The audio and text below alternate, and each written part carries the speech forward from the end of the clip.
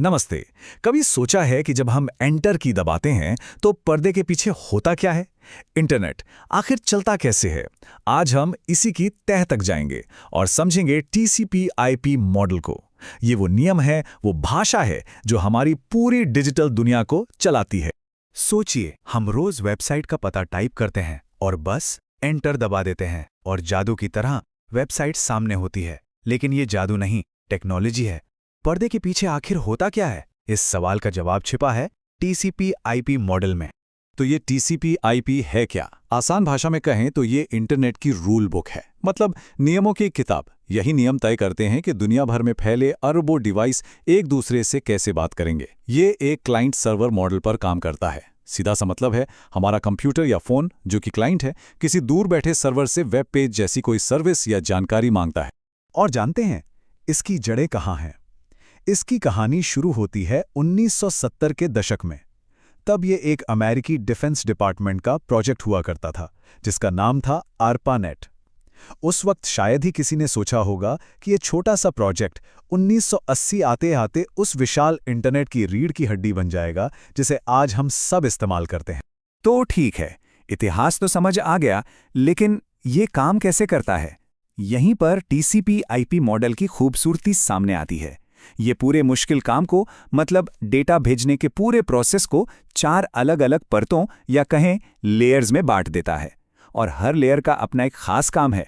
सोचिए, एक बढ़िया टीम की तरह, जहां हर खिलाड़ी को अपना रोल पता है।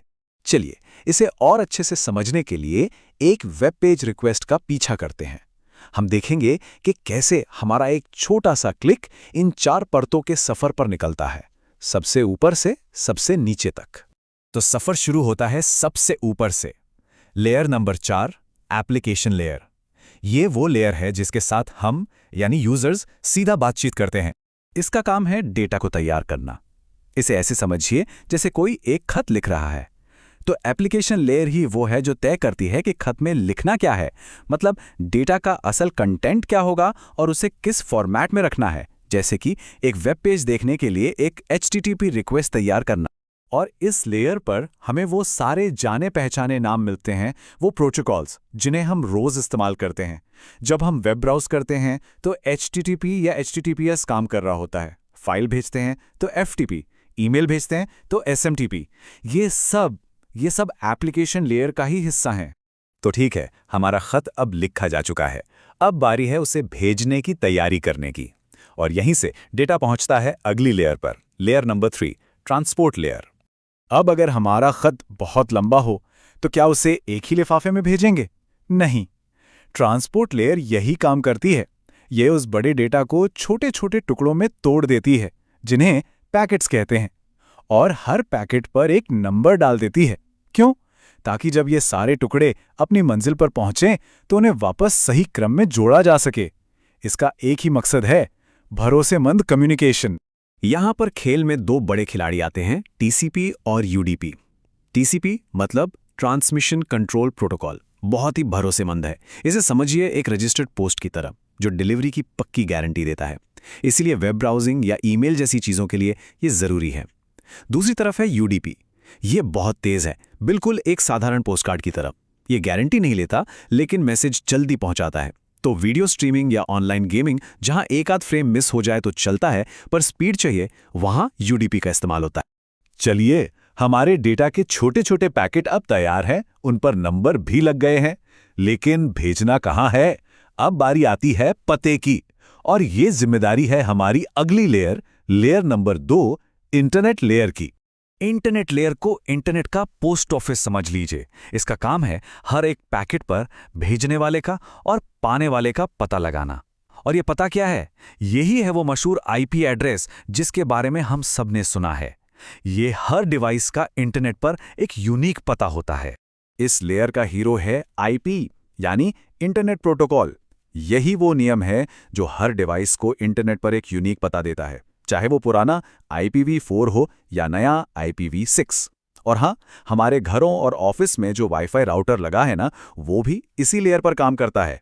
उसका काम है इन पैकेट्स के लिए सबसे तेज और सबसे अच्छा रास्ता ढूंढना, बिल्कुल एक ट्रैफिक पुलिस वाले की तरह।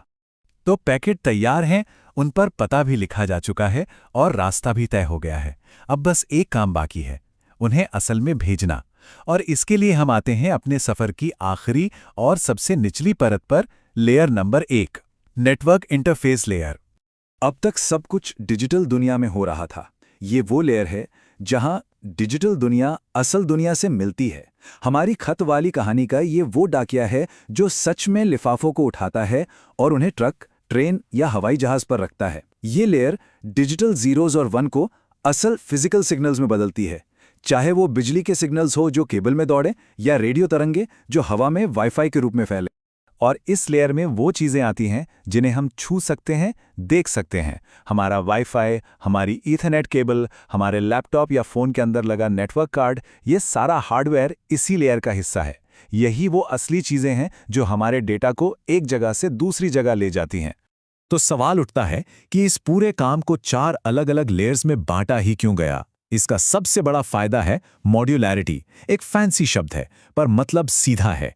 इसका मतलब है कि हम किसी एक लेयर की टेक्नोलॉजी को बदल सकते हैं और इसका असर बाकी लेयर्स पर नहीं पड़ेगा। सोचिए, कल को एक सुपर फास्ट वाईफाई 7 या 8 आ जाए, तो क्या हमें अपने वेब ब्राउज़र बदलने पड़ेंगे? नहीं, क्योंकि नेटवर्क इंटरफेस लेयर अलग है और एप्लीकेशन लेयर अलग।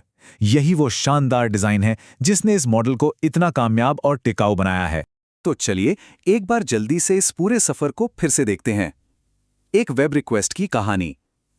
सबसे पहले एप्लीकेशन लेयर रिक्वेस्ट तैयार करती है, फिर ट्रांसपोर्ट लेयर उसे छोटे छोटे पैकेट्स में तोड़ती है।